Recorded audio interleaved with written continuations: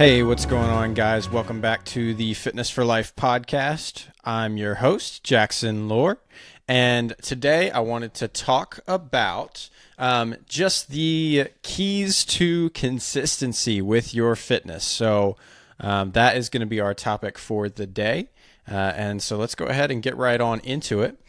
The first thing, and this is something I go over with every one of my clients, is if it's not scheduled, it probably is not going to happen. This is especially important and relevant when it comes to fitness above anything else.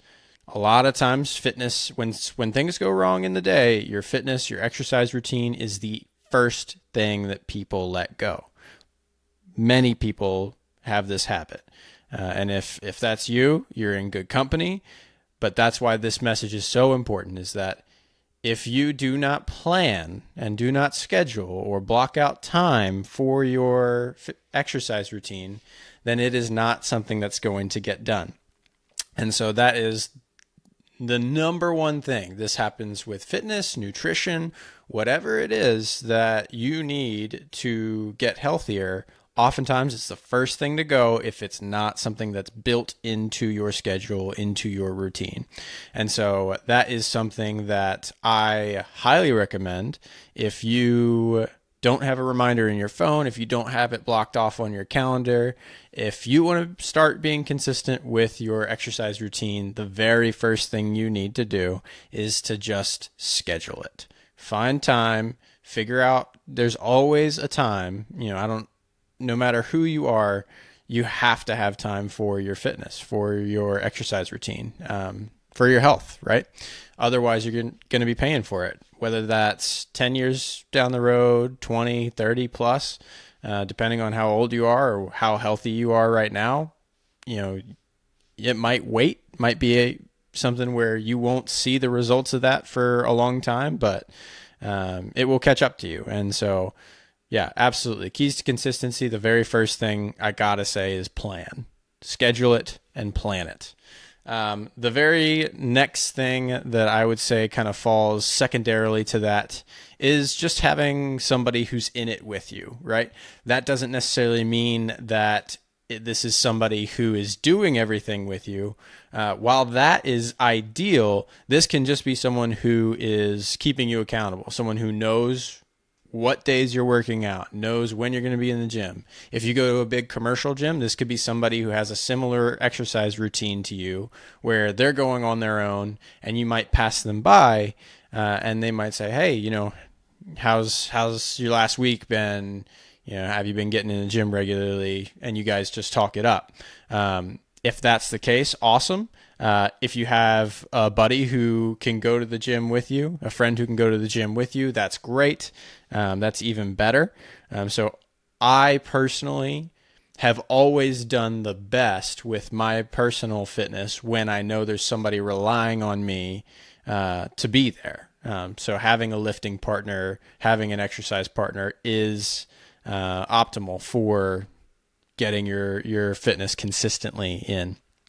And so that's, that can be what that can look like also is if you're someone who this can kind of cover both of those topics is, hey, a community exercise group such as like a CrossFit class or like a boot camp style class, those things are great because they kind of combine those two. What happens with those groups, if you don't immediately go with a friend, oftentimes those people are going to become your friend. People talk about trauma bonding and going through difficult things together makes you stronger, brings you closer, and that's true of exercise as well. This is a difficult thing.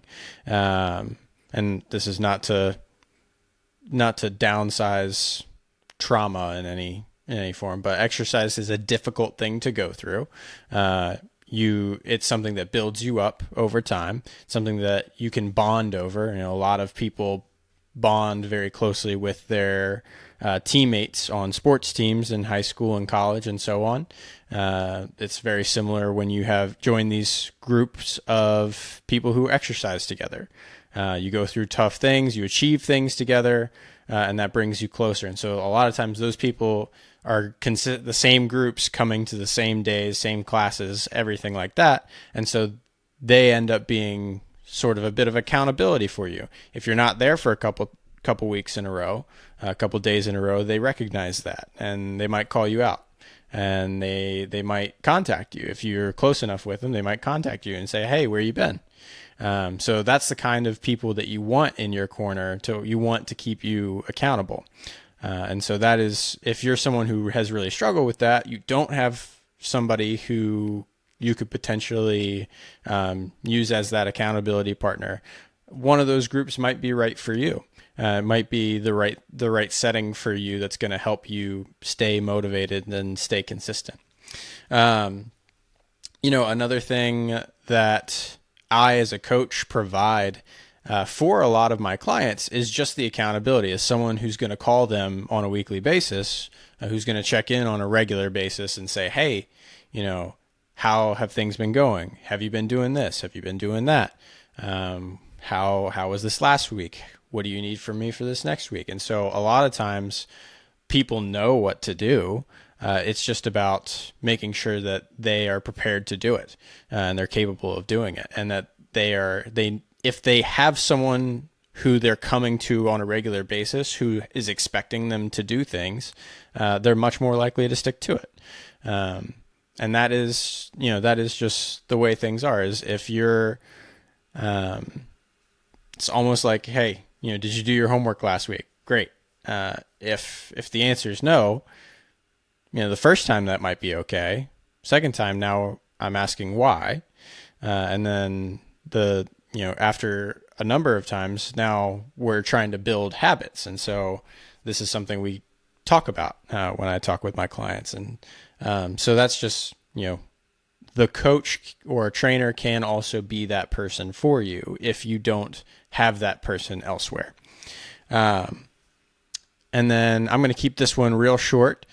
So the last thing that is a really good component of being consistent is, we might do two more, but one thing that's incredibly important in being consistent is having some skin in the game.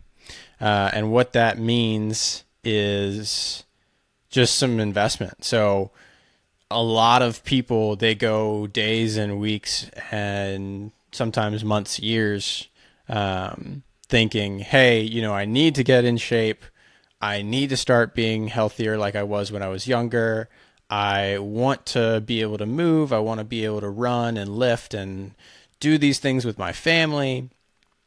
But they put it off and they put it off and they put it off to the point where they've been putting it off for days, months, weeks, years.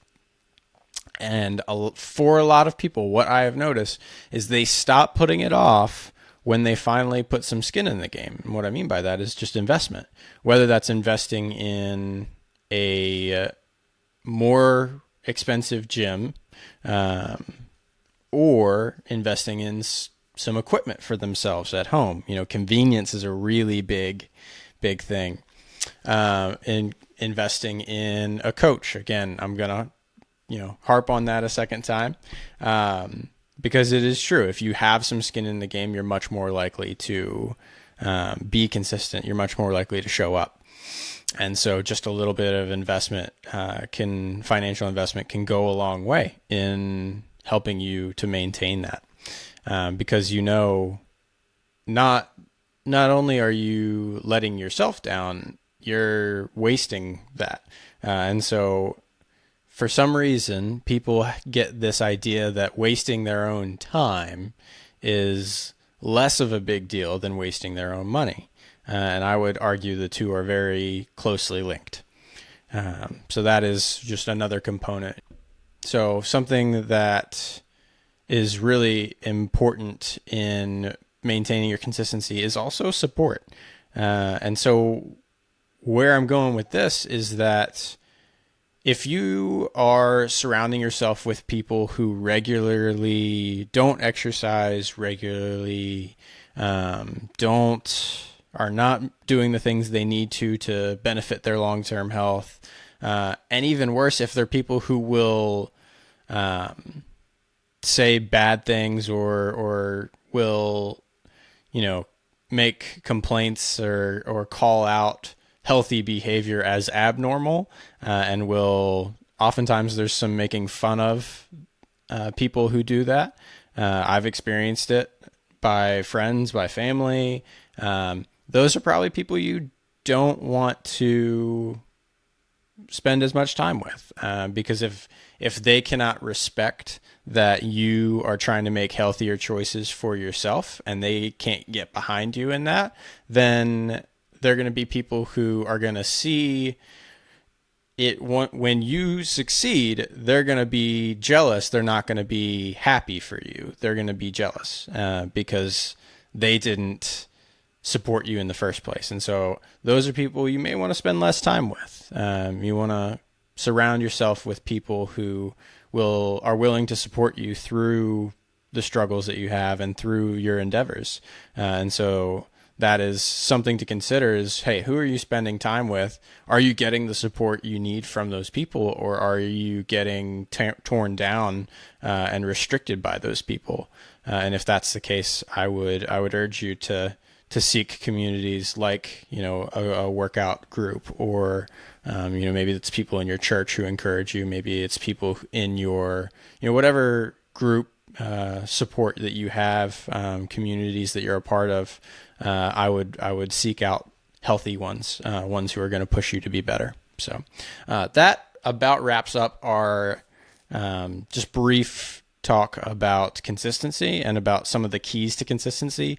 Again, one of the biggest ones is going to be that planning. If you plan it, if you schedule it, you're going to be all set. If you don't plan it, if you just want to kind of wing it, odds are you're going to fail. And that's in almost everything, but it's especially true, like I said, of fitness. So hope you guys got something out of this. As always, please make sure to like this video. If you're not already, please subscribe to the YouTube channel and let me know what you thought.